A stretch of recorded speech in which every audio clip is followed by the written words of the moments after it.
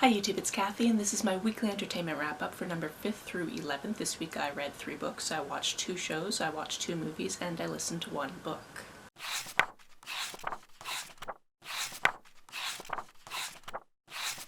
Also, in the mail, I got a new camera battery, so this is the first time I'm using it, and we're going to find out whether or not it's fixed my problem. The first book that I finished this week is No One Left But You.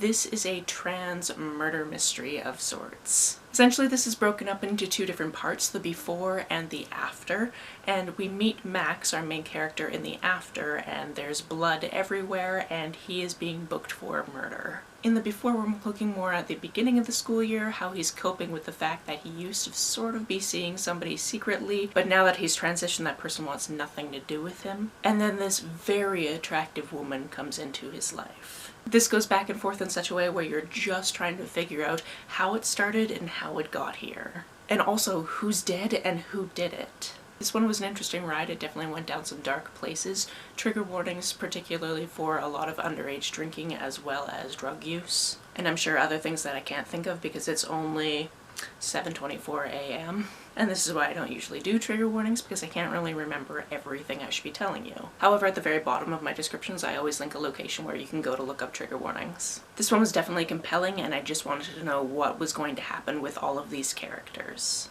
Next we have something that was a little bit quicker and easier to get through, and that was the Big Book of Pride Flags. This is exactly what it sounds like on the tin. This is a picture book for children that talks about the various different pride flags, who created them, if we know who created them, when they were created, what all of the different colors mean, all of that. It was delightful. I learned a few things, and of course I completely forgot them as well, so at some point this week I knew what every single color on every single flag meant. Now I don't remember. But this would be a great book to have as reference, and it was beautifully designed as well. Another book that I finished this week is actually the first book I finished for Nonfiction November, and that's The Best We Could Do. This is an illustrated memoir that not only goes over some of the life of the person actually doing the illustrating, but mostly it focuses on her parents who grew up in Vietnam and various other locations and had very, very different lives, and how their family eventually came to be settled in California. I picked this for the capital prompt on the very, very tenuous thing that in Vietnamese, Vietnam is 2 separate words with V and N being capitalized. And that's because I had picked a completely different book, but that book ended up being a St. Martin's Press title and I took it off my TBR. However, in the text of this book, it did use the word capital at least a couple of times, so I feel justified. This is an interesting depiction of a family history. I really enjoy learning things about other people who've had lives that are completely different than mine. So if you are also like that, or you're interested in learning about things from this time frame, I would definitely pick this one up. On to the shows I watched this week. We finished the first season of Taskmaster and then watched the entire second season because it's only 5 episodes, so why wouldn't you? This is one of the things I love about British TV shows. They tend to be very, very short and very easy to just watch in a single evening. If you didn't hear me talk about this show before and you've never heard of it before, basically there is somebody who is the Taskmaster, and he's decided that he's going to make 5 different people per season do certain tasks, and then he's going to give them points based on these tasks, and somebody eventually wins. These tasks are generally ridiculous, and sometimes they're very complicated, sometimes they're very easy. This was a lot of fun. I believe there's something like 16 or 17 series, so we're just gonna keep making our way through them because they're really, really fun to watch. They're very funny. The people that are competing are generally comedians or at least funny people, so it's just entertaining all around. Also, I really adore the personal assistant to the Taskmaster. His name is Alex, and he is just delightful. For those of you at the edge of your seat wondering if this battery issue is going to work out, it's 8 minutes in and we're still recording, so fingers crossed. This week I also finished the last 6 episodes of the first season of The Midnight Club, and based on the way it ended, I wonder if they're trying to do another season. I haven't looked it up yet, though. This, of course, is based on books from my childhood, so I was really interested to see that Christopher Pike got an adaptation, because to my knowledge, this is the first time that's happened. And it also really pleases me that it seems like the stories that are being told at this Midnight Club seem to be stories that are interwoven from other things that Pike has written. In the latter half of this season, there's a lot to do in the plot set with Greek gods, and I found that interesting because I remember at least a few different books that took place at least partly in Greece. I read so many Christopher Pike novels when I was a teenager. I've recently gone back and reread at least a few of them and had problems with them. And there's a trilogy that I really enjoyed when I was a kid called Remember Me, and I have the trilogy and I'm just sitting here going, do I ruin this for myself? Because I remember really enjoying this particular trilogy, but should I go back and find out if it's good or not? Let me know down below. As for the movies we watched this week, we got around to watching Death Proof, which is the other half of, I think it's called Grindhouse, when you watch Death Proof and the Rodriguez one together, Planet Terror, I think that's what it's called. And this is interesting because it seems to be in the same universe, because there is one character that overlaps between the two, and then there's another actor that overlaps between the two, but she plays different characters. And the weird thing about this is the section at the beginning with characters played by people kind of unknown to us, I thought was going to be like very short, and then we were going to get to like Rosario Dawson and the other big name characters that I kind of knew were going to be in it later, and it just took a while to get there. In fact, it was like 3/4 the first part and 1/4 this part. Additionally, because Megan said the name Patrick Swayze, I just believed her and thought that the bad guy in this was Patrick Swayze until the credits rolled and we were like, wait, that was Kurt Russell.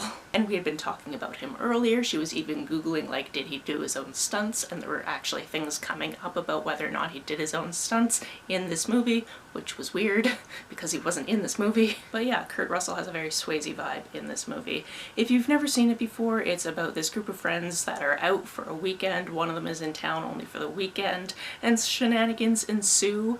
And then, you know, a year and a half later, similar shenanigans are probably going to ensue as we see different characters, but the same bad guy. If you've seen it before, let me know what you think about it down below. Because yeah, I didn't see how it twisted and turned the second part coming. After that, we put on The Hitchhiker's Guide to the Galaxy, and this is one of those books slash radio shows slash movies that I could never actually explain to people. Like, I just watched it and I can tell you little bits and bobs, but because all those mediums are so different and I haven't read the books since I was a teenager and I've only listened to a little bit of the radio plays, it's space things, and the things that I remember, the things that everybody remembers, like the answer to the question and always bring a towel and those types of things. However, it was fun to revisit this because I haven't seen it since about when it came out, and there are a bunch of actors in it that I completely forgot were in it, so that's fun. The book I listened to this week is another memoir, and that's Making It So by Patrick Stewart. Of course, this is the best way, if it's accessible to you, to consume this book because he reads it himself, and hearing him talk about his own life with his own voice is just so delightful, especially because there's moments where he's talking about performing Shakespeare, and then he actually goes into some of the Shakespeare or the Dickens or anything like that, and it's just so nice to listen to. This is one of those actors who obviously I've heard of before. He is a big actor. He's been in some very big roles, but I didn't know a lot about his personal life. So it was nice to go right back to the beginning and learn about his upbringing and his family structure and the fact that he's sort of named after his dad, but he's actually named after his dad's nickname, which in itself is anti-Irish sentiment. So I'm sure he feels very conflicted about that. Also learning things like he didn't live in a house with a bathroom for the first 17 years of his life, and he didn't have a television for the first 27 years of his life. And the fact that he and Ian McKellen have only been best friends since around the early 2000s. What I love about this is not only does it go into different roles that he's played and how that impacted his life, and also goes into things to do with his personal life, but then he goes into these little things that are much more recent and have kind of gone viral on the internet, such as the time he taught the world about the quadruple take, which is definitely a moment I remember seeing on the internet when it happened, as well as the time when people lost their mind, thought he was having his first slice of pizza when he was really just having his first New York slice. I could go on, but me retelling his life is very pale in comparison to you just listening or reading his own words. My camera hasn't turned off one single time during this video, and that's lovely, but also a little bit frustrating because Chad's gonna definitely be like, I told you so. Which is annoying because I have 2 other camera batteries for this camera and both of them went at the same time? How rude is that? That's it for this week. If you've read, watched, or listened to any of these, let me know about it down in the comments below. On the way down to the comments, if you hit that subscribe button, that would be very nice of you. If you don't feel like leaving a comment but want to make sure that I know you were here, just leave me an emoji or a smiley face if you happen to be on your keyboard. Some people have asked if there's a way to financially support this channel, so I set up a Ko-fi account, which is a digital tipping service. The link for that, as always, is down below. You can like and share this as you see fit, and I will see you very soon. Bye!